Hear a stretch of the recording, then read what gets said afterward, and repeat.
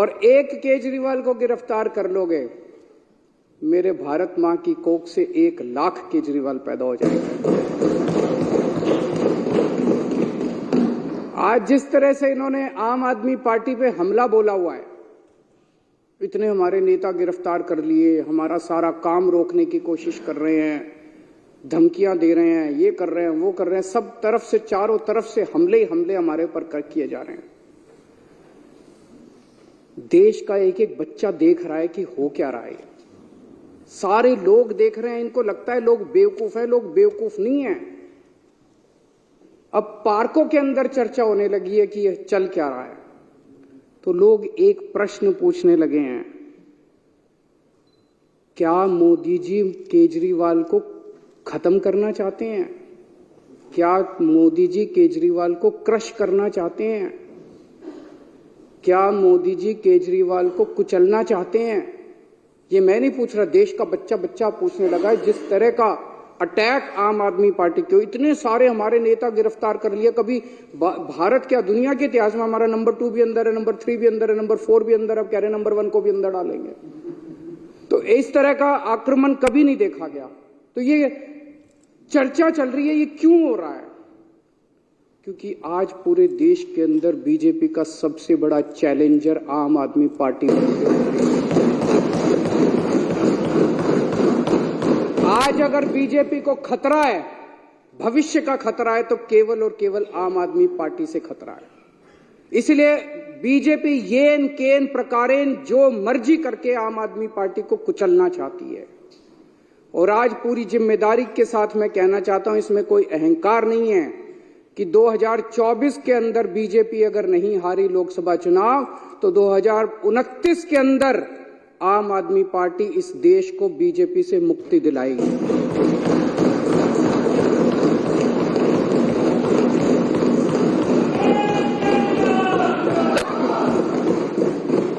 अध्यक्ष महोदय, ये कोई छोटी बात नहीं है। एक छोटी सी पार्टी, 12 साल का बच्चा है, 12 साल पहले ये पार्टी बनी थी। एक 12 साल का छोटा सा बच्चा है ये पार्टी। इस 12 साल के बच्चे ने इतने बड़े बड़े पार्टियों को चने चबा दिए। इस देश के अंदर 1350 पार्टियां रजिस्टर्ड हैं, 1350। उन्हीं में से एक पार्टी आम आदमी पार्टी थी। जब हमारी पार्टी 26 नवंबर 2012 को रजिस्टर की गई थी, रजिस्ट्रेशन के लिए अप्लाई किया था हम लोगों ने 2012 26 नवंबर आम आदमी पार्टी का रजिस्ट्रेशन आज से 12 साल पहले अप्लाई किया गया था। मात्र 10 साल के अंदर आज तीसरी सबसे बड़ी पार्टी बन गई है पूरे देश के अंदर। बीजेपी और कांग्रेस के बाद तीसरी सबसे बड़ी। एक एमएलए बनने के लिए लोगों की चप्पल घिस जाती है, पूरी जिंदगी बीत जाती है एक एमएलए बनने के लिए, काउंसलर बनने के लिए। ये कोई इत्तेफाक नहीं है कि ये पार्टी इतने कम समय के अंदर, आज 2 राज्यों के अंदर हमारी फुल फ्लेजेड सरकार है, बहुमत, भारी बहुमत के साथ, ऐतिहासिक बहुमत के साथ सरकार है। दिल्ली के अंदर 70 में से 67 सीट इतिहास में कभी नहीं आई।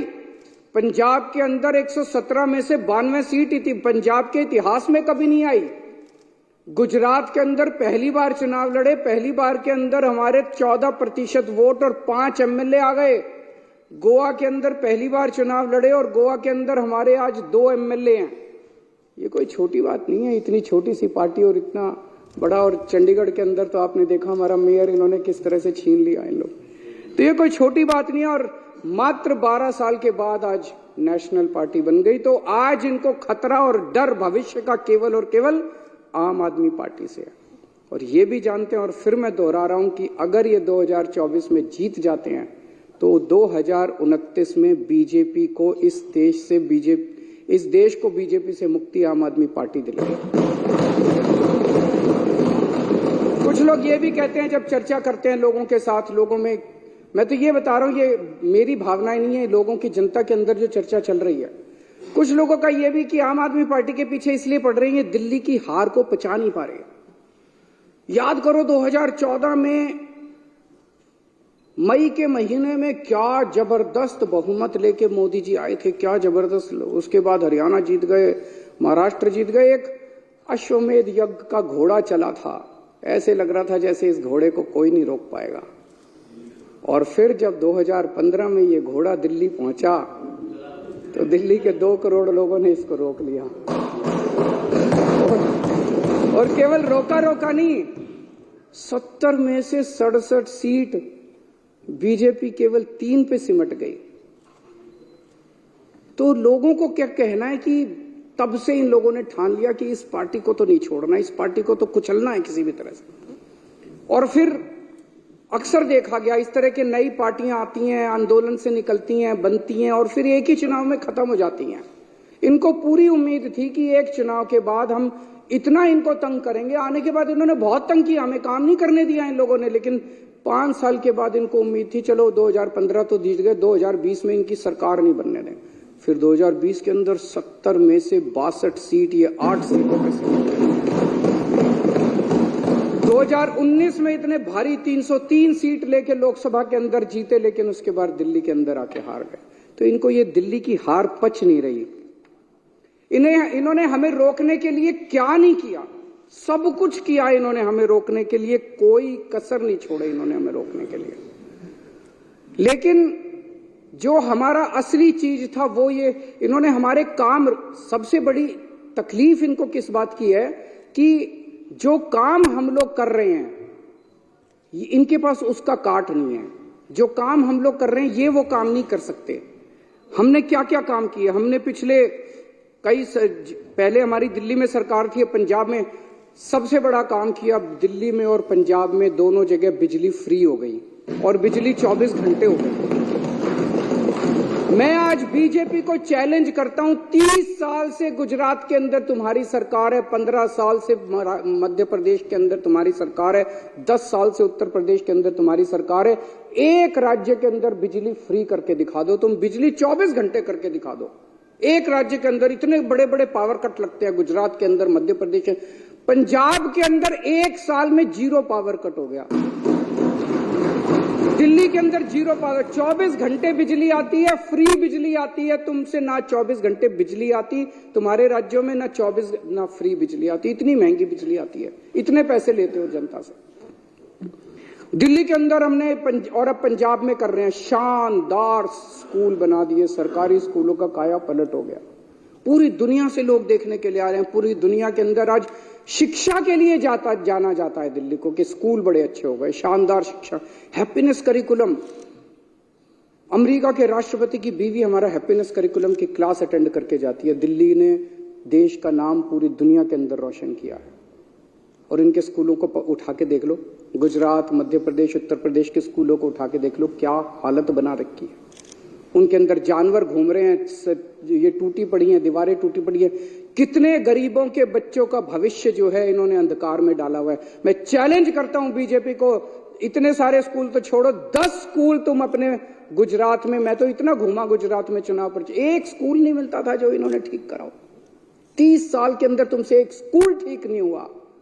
ये काम तुम नहीं कर सकते, इसलिए इनको तकलीफ है। हमने दिल्ली में अस्पताल इतने बना दिए, सबका इलाज मुफ्त कर दिया, अस्पताल बना दिए, सबका इलाज मुफ्त कर दिया, मोहल्ला क्लिनिक बना दिए जिसमें गली गली के अंदर लोगों को इलाज मिलने लगा। तुम भी कुछ अच्छे, तुम लंबी लकीर तो खींच के दिखाओ यार, तुम कुछ अच्छा काम तो करके दिखाओ। हमने बुजुर्गों के लिए तीर्थ यात्रा कर दी, इतना आशीर्वाद देते हैं, इतना आशीर्वाद देते हैं बुजुर्गों को। और ये सारे काम पंजाब में भी हो रहे हैं। पंजाब में दिल्ली से ज्यादा मोहल्ला क्लिनिक, दिल्ली में तो 540 मोहल्ला क्लिनिक बने हैं, पंजाब में 800 से ज्यादा मोहल्ला क्लिनिक 1 साल के अंदर बन गए। महिलाओं के लिए फ्री बस यात्रा कर दी इन्होंने, इतना विरोध किया, लेकिन सारी महिलाएं तो हमारे साथ ही हैं। दिल्ली के अंदर पानी कोने कोने के अंदर पहुंचा दिया, घरों में पानी नहीं आता, कोने कोने के अंदर पहुंचा दिया, पानी फ्री कर दिया। कच्ची कॉलोनियों को लेके इन्होंने सबसे ज्यादा राजनीति की, अगर काम किया तो हमने किया। दिल्ली की कच्ची कॉलोनियों के अंदर सड़क बनाने का, पानी की लाइनें बिछाने का, हमने सीवर की लाइनें बिछाने का हमने काम किया। पंजाब अभी 2 साल हुए हमें आए हुए, पंजाब के अंदर इस वक्त एक बहुत बड़ी क्रांति आ रही है। गांव गांव के अंदर इरिगेशन, सिंचाई का पानी पहुंच गया। गांव गांव के अंदर जहां पहले पानी नहीं मिलता था, गांव गांव के अंदर सिंचाई का पानी पहुंच गया। हमसे सीख लो, हमें सारे काम करने आते हैं, हमसे भी नहीं सीखोगे और काम भी नहीं करने दोगे। अभी delivery of free services, door step delivery of free services, आपको दफ्तर जाने की जरूरत नहीं है, फोन करो और आपके घर आके सरकार काम करेगी। दिल्ली में भी लागू हो गया, पंजाब में भी लागू हो गया। इन्होंने दिल्ली के अंदर हमें door step delivery of ration नहीं करने दी, घर घर हम राशन पहुंचाना चाहते थे, इन्होंने दिल्ली में नहीं करने दी, हमने पंजाब में जाके लागू कर दी। अभी 10 दिन पहले मैं उद्घाटन करके आया हूं पंजाब। हम लोग व्यवस्था बदल रहे हैं, बहुत बड़ा काम कर रहे हैं। और अब मैं आपको बताता हूं जो एक दर्दनाक कहानी है कि इन लोगों ने किस तरह से ये सारे काम रोक, जब इन्होंने देखा कि जो काम केजरीवाल कर रहा है ये काम तो हमसे होते नहीं, ना हमसे स्कूल बनते, ना हमसे अस्पताल बनते, ना हमसे बिजली का काम होता, ना हमसे पानी का काम होता, ना हमसे सिंचाई का काम होता, ना हमसे दलाल खत्म हमसे, और ना हमारी इच्छा भी को पैसे कमाने इन्होंने। तो जब इन्होंने देखा ये काम नहीं तो इन्होंने काम रोकने का काम किया। बड़े दर्द के साथ आज मेरे को कहना पड़ रहा है कि पिछले साल इन्होंने किस तरह से दिल्ली के अस्पतालों के अंदर दवाइयों को रोकने का काम किया। अस्पतालों के अंदर गरीब आदमी अपना इलाज कराने के लिए आता है, अस्पतालों के अंदर बेबस आदमी जिसके पास पैसा नहीं होता, जो अमीरों के अस्पताल में 5 स्टार अस्पताल में इलाज नहीं करा सकता, वो कराने के लिए आता है। हमने अस्पताल बदले थे, अस्पताल शानदार बना दिए, सारी दवाइयों का सबका इंतजाम किया। इन्होंने अफसरों के ऊपर उनकी हाथ मरोड़ के उन दवाइयां बंद करा दी। इन्होंने टेस्ट बंद करा दिए। मोहल्ला क्लिनिक में 3 महीने तक पिछले साल मोहल्ला क्लिनिक में टेस्ट नहीं हो पाए। इन्होंने पेमेंट रोक दी लेबोरेटरीज की। इतने गंदे और इतने घटिया लोग हैं ये लोग। कोई रोकता है क्या? कहते राम भक्त है। भगवान राम ने कभी नहीं कहा था कि गरीबों की दवाइयां रोको, गरीबों की। पाप लगेगा तुम लोगों को, पता नहीं किस मिट्टी के बने हैं, पाप लगेगा आपको। विधुड़ी जी, आपकी पार्टी ने जो ये काम किया दवाइयां रोकने का और टेस्ट रोकने का और सारे अस्पतालों का इलाज रोकने का, गंदी बात है ये। बता के जाना, आप भी रुक जाओ, बता के जाना अपनी पार्टी वालों को क्यों किया उन लोगों ने। दुश्मनी मेरे से है, दुश्मनी केजरीवाल से है। दिल्ली के 2 करोड़ लोगों से क्यों बदला ले रहे हो तुम लोग? एक वो MTS थे, data entry operator, OPD counter पे जब आप सरकार, बैठ जाओ, मैं सारे जवाब दूं, बैठ जाओ, 2 मिनट बैठ जाओ, मैंने डिस्टर्ब नहीं किया था। दिल्ली के अंदर जब आप अस्पताल में जाते हो, दवाई की खिड़की पे जाते हो, खिड़की ऊपर एक आदमी बैठा मिलता है रजिस्ट्रेशन करने के लिए, OPD के लिए, OPD का कार्ड काटने के लिए। वो कॉन्ट्रैक्चुअल था, वो डेटा एंट्री ऑपरेटर था। एक दिन एक ऑर्डर पास करके इन्होंने दिल्ली के सारे सरकारी अस्पतालों के डेटा एंट्री ऑपरेटर हटा दिए। अब अस्पताल के अंदर रजिस्ट्रेशन करने वाला कोई नहीं बचा। अरे करना क्या चाहते हो? दिल्ली के लोगों को मारना चाहते हो क्या? एक दिन फरिश्ते स्कीम कि अगर दिल्ली की बाउंड्री के अंदर किसी का भी एक्सीडेंट होगा उसका फ्री में इलाज किया जाएगा, चाहे प्राइवेट में हो चाहे सरकारी अस्पताल में हो। 23,000 लोगों का हम फ्री में इलाज करा के उनकी जिंदगी बचा चुके हैं। इन्होंने फरिश्ते स्कीम बंद करा दी इन लोगों ने। इतने घटिया किस्म के लोग हैं ये लोग। मेरा दिल रोता है जब मैं ये सारी चीजें, मैं जानता हूं किसी दिन लिखूंगा ये सब कि किस तरह से भारतीय जनता पार्टी के लोगों ने कितने घटिया स्तर के ऊपर इन लोगों ने काम किया है। ये राजनीति होती है, ये राजनीति सत्ता के लिए तुम किसी भी हद तक चले जाओगे, कुछ भी करोगे सत्ता के लिए। अरे मेरे से दुश्मनी है, मेरे को गालियां दे लो यार, दिल्ली के लोगों का इलाज तो मत रोको कम से कम। आप लोगों को लगेगा केजरीवाल झूठ बोल रहा है। भाई सरकार तो हमारी है, फिर ये कैसे रोक सकते हैं? ऐसा मन में आएगा ना कि भाई सरकार तो हमारी है, सरकार तो केजरीवाल की है, फिर ये कैसे रोक सकते हैं? मैं बताता हूं कैसे रोक सकते हैं। सर्विसेज इनके पास है। सर्विसेज का मतलब ट्रांसफर पोस्टिंग, किस अफसर को कहां लगाना है, कहां से हटाना है, किस अफसर के खिलाफ कार्रवाई करनी है। अगर कोई अफसर करप्शन करता है तो उसके खिलाफ कार्रवाई, डिसिप्लिनरी प्रोसीडिंग, विजिलेंस, जेल भेजना, ये सारा इनके पास है। पूरा अफसरशाही के ऊपर और स्टाफ के ऊपर और कर्मचारियों के ऊपर इनका कंट्रोल है। आज मेरे को जो मेरा चपरासी मेरे कमरे में चाय पिलाने आता है, अगर कल वो कह दे मैं चाय नहीं पिलाता, मैं उसकी ट्रांसफर नहीं कर सकता मुख्यमंत्री होके भी। इतनी भी पावर नहीं है मेरे पास। सुप्रीम कोर्ट ने ऑर्डर पास किया, भाई ऐसे सरकार नहीं चल सकती, इनके ऊपर कंट्रोल मुख्यमंत्री का होगा। इन्होंने कानून ला के पास कर दिया कि नहीं, कि मुख्यमंत्री का नहीं होगा, LG का कंट्रोल होगा, केंद्र सरकार का कंट्रोल होगा। अब ये क्या कर रहे हैं? एक एक एक एक IAS अफसर को बुला के धमकी दी जा रही है। धमकी क्या दी जा रही है कि अगर तुमने इस सरकार का एक भी काम किया, किसी भी मंत्री का एक भी काम किया, तुमको जेल भेज देंगे, तुमको सस्पेंड कर देंगे, तुम्हारे ऊपर झूठा केस बना देंगे। जैसे इतने सारे झूठे केस अभी इन्होंने बताए, तुम्हारे ऊपर झूठा केस बना देंगे, सस्पेंड कर देंगे, ED लगा देंगे, CBI लगा देंगे। खबरदार अगर तुमने इनका साथ दिया तो। रो रहे हैं IAS अफसर, रो रहे हैं दिल्ली सरकार के कर्मचारी। एक मेरे पास अफसर आया, टप टप आंसू बह रहे थे, 56 साल की उम्र है उसकी, और टप टप टप टप आंसू बह रहे थे उस IAS अफसर के। वो बेचारा, वो कहता है जी मैंने कभी ऐसी नौकरी नहीं देखी, इस तरह का माहौल मैंने कभी नहीं देखा कि खुलेआम हमें धमकाया जा रहा है। दिल्ली के अंदर, पूरी दिल्ली के अंदर पानी का संकट इन्होंने और सीवर का संकट पैदा कर रखा है। कैसे? आप लोगों ने, इस पूरी विधानसभा ने बैठ के बजट पास किया पिछले साल। आपने कहा भाई 5,000 करोड़ रुपए बजट होगा दिल्ली जल बोर्ड का। वो सारा पैसा लेके बैठ गए ये लोग। फाइनेंस डिपार्टमेंट पैसा नहीं दे रहा जल बोर्ड का, 6 महीने से पैसा नहीं मिला जल बोर्ड को। जल बोर्ड चलेगा कैसे? छोटे मोटे रिपेयर का पैसा भी नहीं मिला जल बोर्ड के पास रिपेयर का पैसा भी नहीं बचा। छोटा मोटा धमकी दी जा रही है कि फाइनेंस डिपार्टमेंट के प्रिंसिपल सेक्रेटरी को धमकी दी जा रही है, खबरदार अगर तूने पैसा दिया। दिल्ली को ये बर्बाद करना चाहते हैं। चारों तरफ सीवर बहने लग गया, पानी का संकट हो रहा है। अल्टीमेटली सौरभ भारद्वाज और अतीशी ने मिलकर हाईकोर्ट में केस करा। हाईकोर्ट ने ऑर्डर कर दिया पैसा तुरंत रिलीज करो। अगली हेयरिंग 29 फरवरी को है, अभी तक नहीं करा इन्होंने। ना ये सुप्रीम कोर्ट की मानते, ना ये हाईकोर्ट की मानते। अब एक और संकट पैदा कर दिया इन्होंने। पानी के बिलों का बहुत बुरा हाल हो रहा है दिल्ली के अंदर। अनाप शनाप बिल आ रहे हैं, गलत बिल है, सारे के सारे गलत बिल है।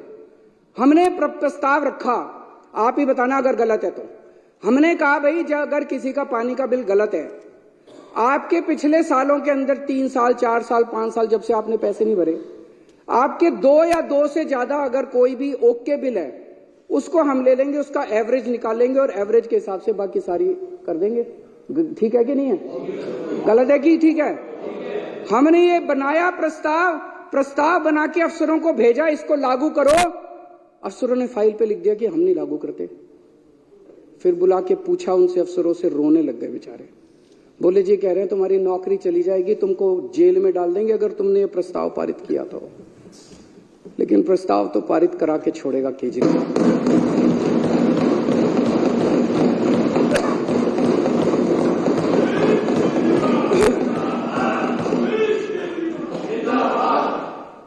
देखते हैं कि बाजुए कातिल क्या है, वो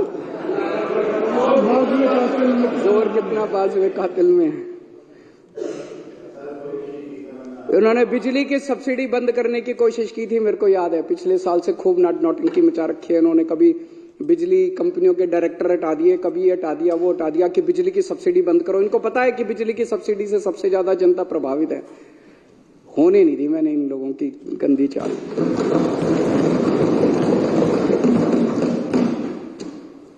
हम बहुत छोटे लोग हैं और हम यहाँ पे देखो तो पता नहीं मुश्किल से 2-4 ही होंगे जो कि पॉलिटिकल बैकग्राउंड से हैं। बाकी तो सारी एक तरह से गलियों में घुमा करते थे हम सारे। हमारी क्या औकात थी? हैं? हाँ, क्या औकात थी हम लोगों की। लेकिन कुछ तो ऊपर वाला चाह रहा है, कुछ तो हमसे करवाना चाह रहा है। मतलब एक सुंदर नगरी की झुग्गियों के अंदर मैं यूं ही घुमा करता था, कोई नहीं पूछता था। परिवर्तन नाम की NGO चलाया करता था, आप लोग भी अपनी अपनी जिंदगी चला रहे थे। अचानक वहां से उठा के लोगों का पता नहीं क्या प्यार था, क्या किस्मत थी, ऊपर वाला हमसे क्या कराना चाह रहा है, यहां पहुंचा दिया हम लोगों को। और अब इतने बड़े बड़े षड्यंत्र हमारे खिलाफ चल रहे हैं, इतने बड़े बड़े षड्यंत्र, और हम भी डटे हुए हैं, कुछ कर नहीं पा रहे ये लोग। क्यों? करोड़ों लोगों की दुआएं हमारे साथ। 18 लाख बच्चे सरकारी स्कूलों में पढ़ते हैं। उन बच्चों के माँ बाप से पूछ के देखो, इतनी दुआएं देते हैं हम लोगों को। उनके बच्चों का भविष्य बना दिया हम लोगों ने। उसमें बीजेपी वालों के भी हैं, कांग्रेस। हमने कभी राजनीति नहीं की, हमने ये नहीं कहा कि आम आदमी पार्टी वालों के बच्चों को एडमिशन देगी, बीजेपी वाले। सारे आओ, सारे हमारे बच्चे हैं, चाहे बीजेपी वालों के चाहे कांग्रेस। बच्चे पढ़ जाएं। उन बच्चों के माँ बाप का आशीर्वाद हमारे साथ है। लाखों करोड़ों लोगों का मुफ्त में इलाज हुआ, अस्पतालों के अंदर, मोहल्ला क्लिनिक के अंदर, उनकी दुआएं हमारे साथ है। और जिन जिन को तकलीफ हुई दवाइयां और ये रोकने की, उनकी बद्दुआएं इन लोगों के साथ है। उनकी बद्दुआएं इन लोगों के साथ है। बद्दुआएं छोड़ेंगी नहीं आप लोगों का पीछा, देख लेना। फरिश्ते के अंदर जो इतने सारे लोगों का इलाज कराया, उनकी दुआएं हमारे साथ है, उनका आशीर्वाद हमारे साथ है। इस आशीर्वाद को कैसे रोक पाओगे तुम लोग? केजरीवाल को तो गिरफ्तार करोगे, लोगों की दुआओं को कैसे गिरफ्तार करोगे?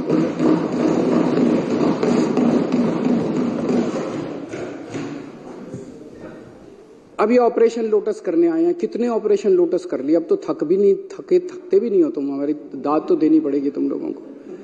हमें क्यों नहीं तोड़ पा रहे ये लोग? हमें क्यों नहीं खरीद पा रहे? क्योंकि हमने कोई गलत काम नहीं किया।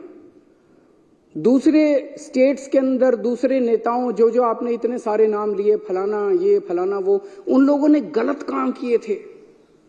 वो गलत काम किए थे, इसलिए उनको बीजेपी का संरक्षण चाहिए था, इसीलिए वो अपनी पार्टी छोड़ के इनके साथ चले गए। तो एक फॉर्मूला जान लो, अगर कोई व्यक्ति बीजेपी के दबाव में आके बीजेपी में चला जाए, वो चोर है। और अगर कोई व्यक्ति बीजेपी के दबाव के बावजूद बीजेपी में ना जाए, तो ईडी और सीबीआई वाले चाहे उसको जितने मर्जी जेल में डाले, वो कट्टर ईमानदार है। मनीष सिसोदिया पे इन्होंने कितना दबाव डाला? खुलेआम है। मनीष सिसोदिया को बोले केजरीवाल की पार्टी छोड़ दे, केजरीवाल की सरकार गिरा के तेरे को मुख्यमंत्री बना देंगे। पर मनीष सिसोदिया हेमंत बिश्व शर्मा तो नहीं है, उसने कोई चोरी तो नहीं कर रखी। वो बोला मेरे को मुख्यमंत्री भी नहीं बनना और मैंने कोई गलत काम नहीं किया। तुम साल 2 साल 3 साल रख लोगे, अल्टीमेटली तो मैंने बाहर आना ही आना है। मैंने कोई गलत काम नहीं किया, मैं क्यों टूटूंगा? आप सब लोगों को, इतने सारे लोगों को इन्होंने अप्रोच किया। मैं सलाम करता हूं आप लोगों को कि क्या गजब के लोग हो आप लोग। टूटे नहीं, आप टूटे नहीं। आप ही मेरी ताकत हो। दिल्ली के 2 करोड़ लोग और दिल्ली के जो आप 61 विधायक हो, आप सब लोग मेरी ताकत हो, जिसकी वजह से आज मैं इन लोगों का मुकाबला कर पा रहा हूं। अगर आप में से कई लोग टूट जाते, मेरी भी सरकार गिर जाती। पर आप लोग नहीं टूटे, आप लोग मेरी ताकत हो। सबको कहते हैं बीजेपी ज्वाइन कर लो, बीजेपी ज्वाइन कर लो, और इन्होंने हमें बदनाम करने में कोई कसर नहीं छोड़ी। अभी इतनी बड़ी लिस्ट बताई इन्होंने कि डीटीसी में भी स्कैम हो गया, क्लासरूम में भी स्कैम हो गया, क्या क्या था, पानी में भी स्कैम हो गया, बिजली में भी स्कैम हो गया, राशन में भी स्कैम हो गया, किसी बटन, कोई बटन था, बटन में भी स्कैम हो गया, फलाने में भी स्कैम हो गया। मैं एक चीज जानना चाहता हूं, जितने पूरे देश में आज तक एमएलए खरीदे हैं तुम लोगों ने, कितना पैसा खर्च किया उसमें, और वो पैसा कहां से आया, यही बता दो तुम लोग। बस ईमानदारी से इस देश को बता दो कि कर्नाटक में एमएलए खरीदे, मध्य प्रदेश में एमएलए खरीदे, गोवा में एमएलए खरीदे, इधर एमएलए खरीदे, उधर एमएलए। इतना पैसा कहां से लाते हो यार तुम लोग? ये तो खुलेआम है।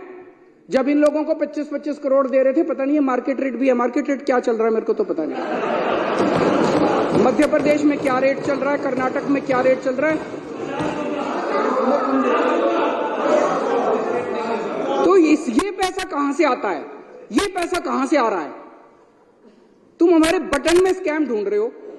12 रुपए का बटन है, बटन में तुम स्कैम ढूंढ रहे हो। अरे तुम्हारे करोड़ों रुपए एक एमएलए पर 50-50 करोड़ रुपए खर्च कर दिए। ये पैसा कहां से आ रहा है? ये तो बता दो इस देश के लोगों को। इन्होंने पहले मेरे ऊपर कई 2-3 साल ऐसे थे जिसमें इन्होंने मेरे ऊपर जहां जाता था इंक फेंकते थे। खूब मैंने जिल्लत बर्दाश्त करी है, इंसल्ट बर्दाश्त करी है। फिर 2-3 साल पे इन्होंने कभी कोई अटैक, कभी थप्पड़ मारते थे, कभी मिर्च डाली। एक बार इन्होंने मेरे दफ्तर के अंदर घुस के इन्होंने जूते मारे मेरे को। अब कह रहे हैं गिरफ्तार करेंगे इनको। मैं जैसे मैं कह रहे थे, आपको क्या लगता है गिरफ्तार करने से सरकार गिर जाएगी, ये सारे टूट जाएंगे? ऐसे ही टूट जाएंगे। कर लो गिरफ्तार, वो भी करके देख लो। अभी तक तो सब कुछ करके देख लिया, काम रोक के देख लिए, शुंगलू कमीशन बिठा लिया, कानून बदल लिए, सारा कुछ करके देख लिया। एक तुम्हारा यही सपना बचा है केजरीवाल को गिरफ्तार करके, ये भी पूरा करके दे।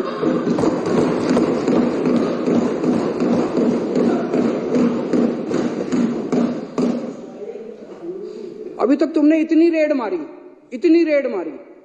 एक भी नेता के खिलाफ इसके ऊपर मुकदमा चलना चाहिए। बीजेपी वालों के ऊपर ऐसे ही रेड मार रहे, घुस जाते हो किसी के घर भी। कोई कानून नियम है, कायदा है या नहीं है, संविधान है या नहीं है?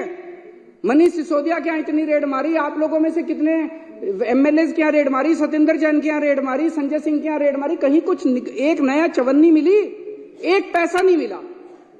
अरे हमारी संपत्ति लोगों के दिलों के अंदर है, बैंक अकाउंट के अंदर नहीं, और हमारा बैंक अकाउंट लोगों की आंखों के अंदर। यहां नहीं है हमारी संपत्ति जहां ढूंढ रहे हो तुम लोग।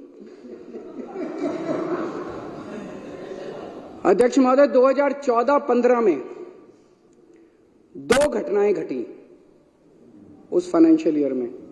2014 के मई में केंद्र के अंदर एक पार्टी की सरकार बनी जिसको लोगों ने केंद्र में भारी बहुमत दिया, अभूतपूर्व बहुमत दिया। और 2015 की फरवरी के अंदर दिल्ली में एक पार्टी की सरकार बनी जिसे लोगों ने भारी बहुमत दिया, अभूतपूर्व बहुमत दिया।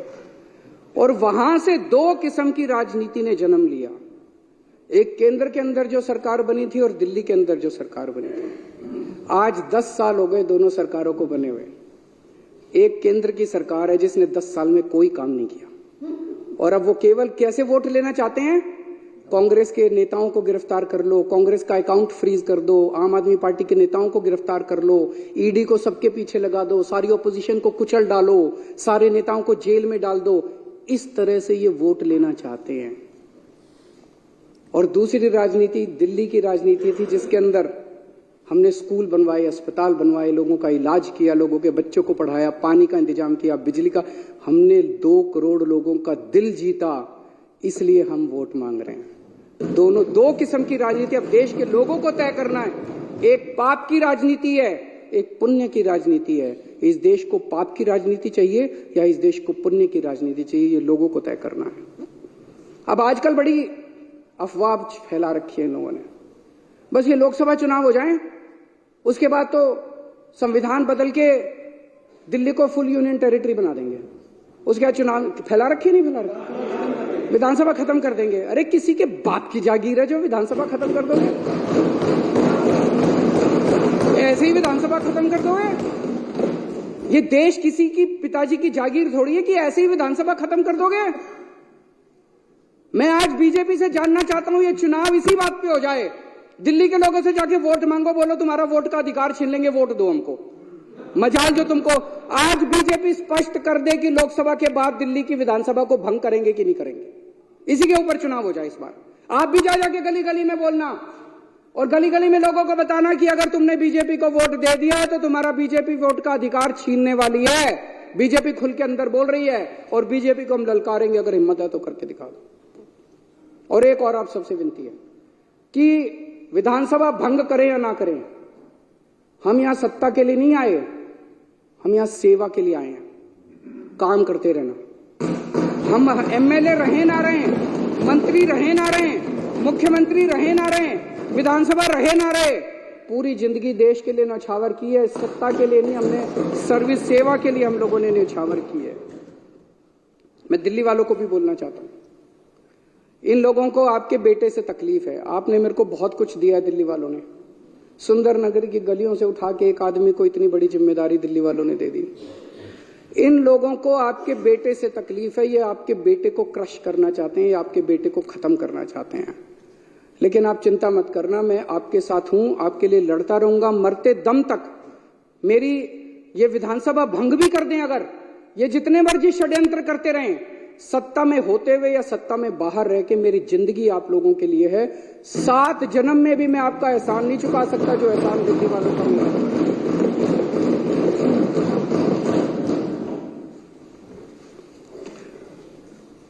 बीजेपी वाले राजनीति में सत्ता के लिए आए हैं, उनके लिए ये सत्ता की लड़ाई है, हमारे लिए ये सेवा की लड़ाई है। ये खूब षड्यंत्र रचेंगे, ये बार बार सत्ता को इस्तेमाल करके हमें कुचलने की कोशिश करेंगे। हम लोगों के आशीर्वाद से बार बार उठ के खड़े हो जाएंगे, फिर उठ के खड़े हो जाएंगे। जितनी बार ये कुचलने की कोशिश करेंगे हम फिर उठ के खड़े हो जाएंगे। तुम्हारी मक्कारी के चक्रव्यूह से बाहर निकलने के लिए हमारे पास एक नहीं 100 अभिमन्यु इस पार्टी के अंदर हैं। आप जितने चक्रव्यूह रचोगे उससे ज्यादा भेद के हम बाहर निकल आएंगे। अध्यक्ष महोदय, इस जो प्रपोजल मैंने कल रखा था उसका मैं पूरी तरह से समर्थन करता हूं और मैंने पूरे अच्छे तरीके से बताया कि इसको लाने की क्या जरूरत पड़ी। मैं थोड़े से नंबर बता देता हूं कि एक भी आदमी हमारा नहीं टूटा। हमारे टोटल 62 एमएलए हैं, अभी यहां पे विधानसभा में 54 मौजूद हैं, 2 बीमार हैं, 3 आउट ऑफ स्टेशन हैं, 2 जेल में हैं, सतिंदर जैन और मनीष सिसोदिया, और एक के यहाँ शादी है। 54 यहां मौजूद हैं, एक भी नहीं टूटा इनमें से। For more such videos, subscribe to the NewsX YouTube channel, hit the bell icon.